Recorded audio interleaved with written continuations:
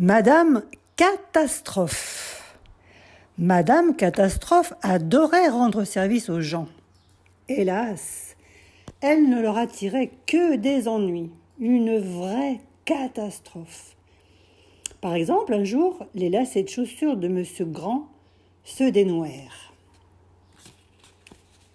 Quand on est aussi grand que Monsieur Grand, il n'est pas facile de se baisser pour attacher ses lacets, tu t'en doutes. Madame Catastrophe accourut. « Je vais vous aider !» cria-t-elle. Mais elle trouva le moyen de nouer les lacets ensemble. Et au premier pas, Monsieur Grand trébucha. Quand on est aussi grand que Monsieur Grand et que l'on tombe, on tombe de haut.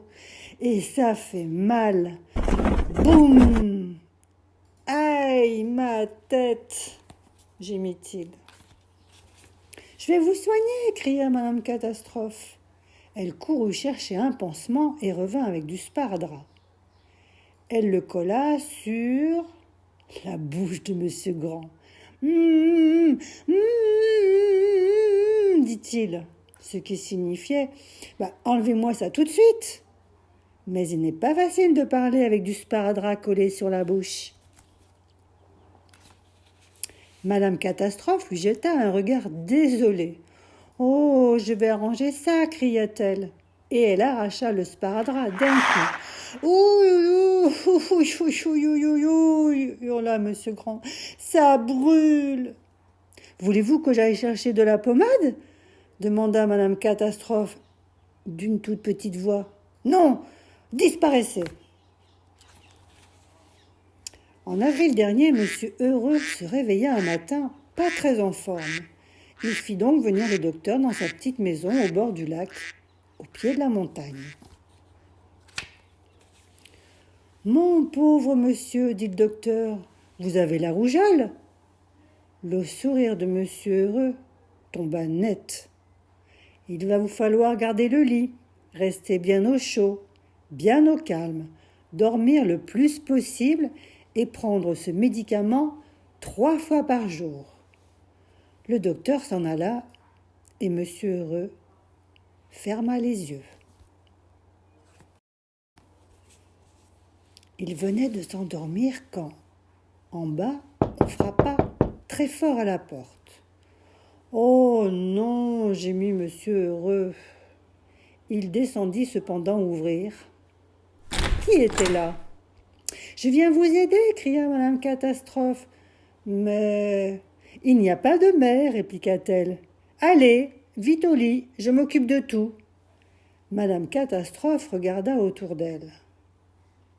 Votre maison a besoin d'un peu de ménage, dit-elle. Monsieur Heureux remonta se coucher. Il allait s'endormir lorsque Madame Catastrophe passa le bout de son nez dans la chambre. « Où avez-vous mis la brosse ?» demanda-t-elle. Pauvre Monsieur Heureux. Il dut redescendre pour lui montrer où elle se trouvait. Puis, il retourna au lit, bien décidé à dormir cette fois. Madame Catastrophe brossa le carrelage de la cuisine. Puis, elle recula de 3 pas pour admirer son travail. Mais elle marcha sur le savon et elle tomba, tête la première dans le seau. Et comme elle n'y voyait rien, elle se cogna à une étagère. Toutes les casseroles roulèrent par terre. Oh, quel bruit d'enfer! Ce n'est pas tout. Comme elle n'y voyait rien, elle mit le pied dans une casserole. Ce n'est toujours pas tout. Comme elle marchait à cloche-pied, elle trébucha, s'agrippa au réfrigérateur qui s'ouvrit en grand. Et toutes les provisions de Monsieur Heureux tombèrent en avalanche sur Madame Catastrophe. Réveillé en sursaut par cet effroyable vacarme, Monsieur Heureux sauta de son lit, dégringola jusqu'à la cuisine et ouvrit la porte. Il en resta bouche bée.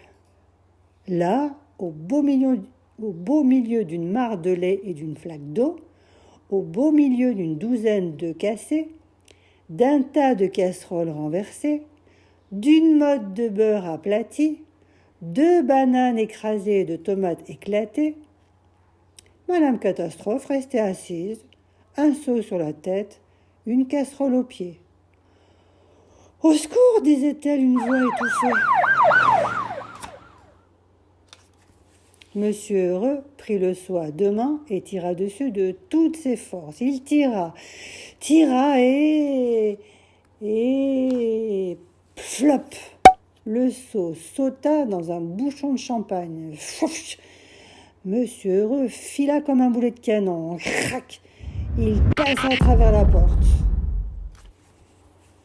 Il survola son jardin, traversa la haie et atterrit sur le pré en pente.